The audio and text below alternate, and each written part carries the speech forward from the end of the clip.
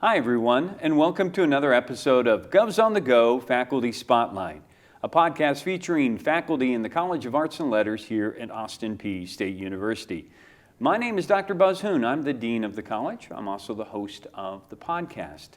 Today I'm talking with Dr. Florian Gargaillo, Associate Professor in the Department of Languages and Literature here at Austin Peay. Thank you for joining me. Thank you for having me. And we're going to be talking about lots of different things concerning what you like to write about, what you like to teach. But in this case, I think you have an interesting origin story because I didn't realize until I was doing some research about you. You are not just new to the state of Tennessee in terms of that, but you grew up in another country. Could you tell us a little bit about how, where you grew up and how you learned to love the English language?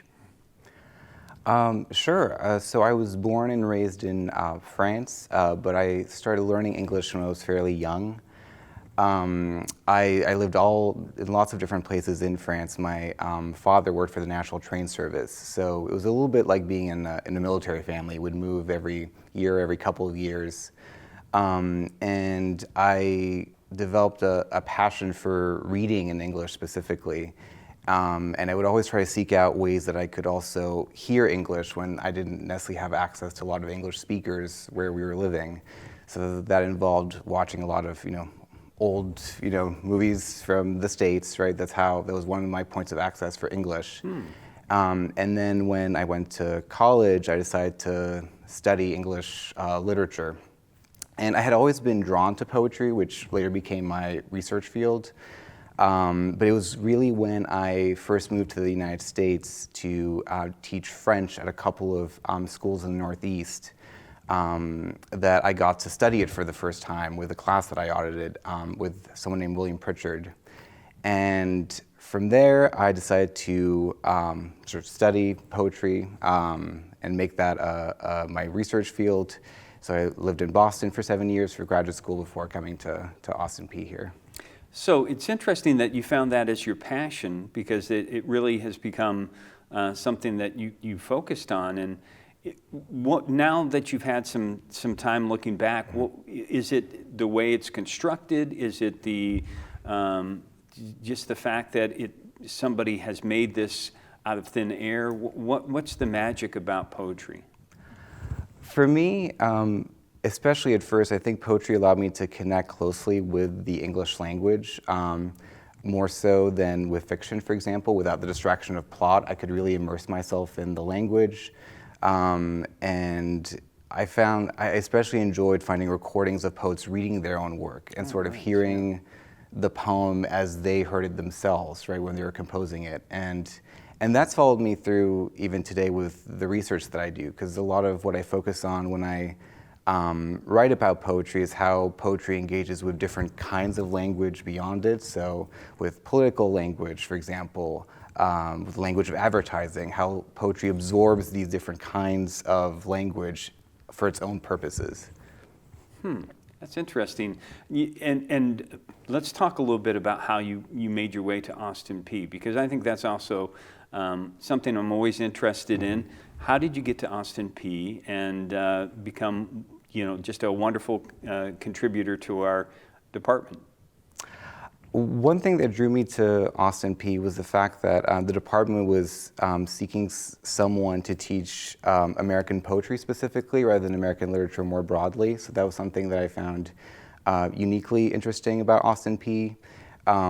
There are also aspects of this institution that I appreciate because it reflects the institution I went to for undergraduate in France.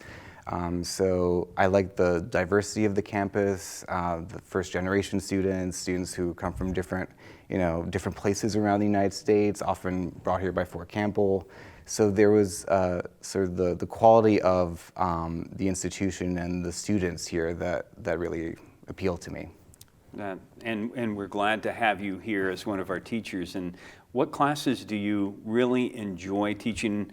I'm sure you've had some exposure at in gen ed, maybe also in some graduate levels. What classes do you find that are some of your favorites? Two classes that are my favorites. I really enjoy teaching world literature, which is one of the general education courses here, because I think it's a wonderful opportunity for students to engage with works from lots of different cultures, different parts of the world. Another course that I've been teaching more recently that I've really enjoyed is LGBTQ literature across cultures, where we read sort of fiction and poetry from different places around the world. I found that to be a very rewarding class. Oh, that's terrific. And I'm sure in both instances you benefit from having a discussion and just the opportunity to talk about these works with different students in different areas of their educational careers. Absolutely. So as a young scholar, you already have a very impressive record of work already, but you focus and you teach in both 20th century poetry specifically. Now, sort of wondering if you could talk a little bit about how you communicate that to a young person as a subject area as well, because that's something that you found that you really want to focus on. What I would say is that the field of 20th century poetry has grown very, very dynamic. One of the exciting things about the field at the moment is that scholars are looking increasingly at poetry's connections to various art forms, to political and historical context.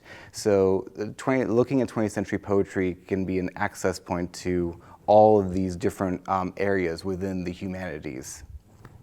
Okay, and one of the things that you're working on most recently is a book. Can you talk a little bit about the subject of the book and what inspired you to write about that?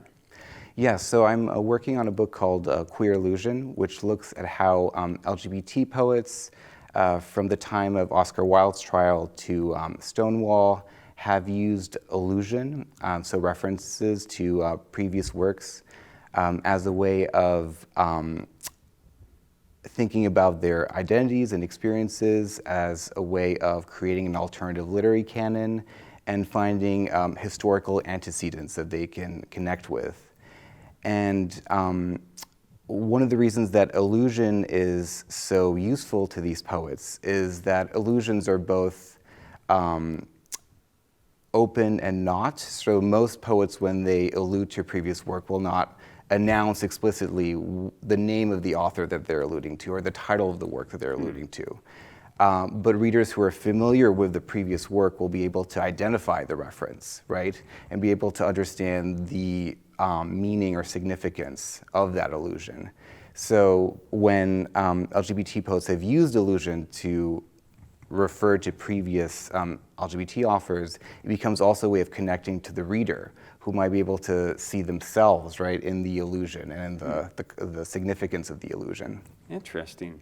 And I'm sure as you continue throughout your career, this is just, again, another area that you continue to delve into. And I'm so impressed not only by your work already, but also your teaching and also all that you do for the Department of Languages and Literature. We're grateful to have you in that department, but we're also thankful to have you on today's podcast. Thank you very much. And thanks to all of our viewers out there and listeners for joining us. We will continue to profile some of the outstanding professors we have here in the College of Arts and Letters at Austin Peay State University. So until next time, stay safe, take care, and God bless.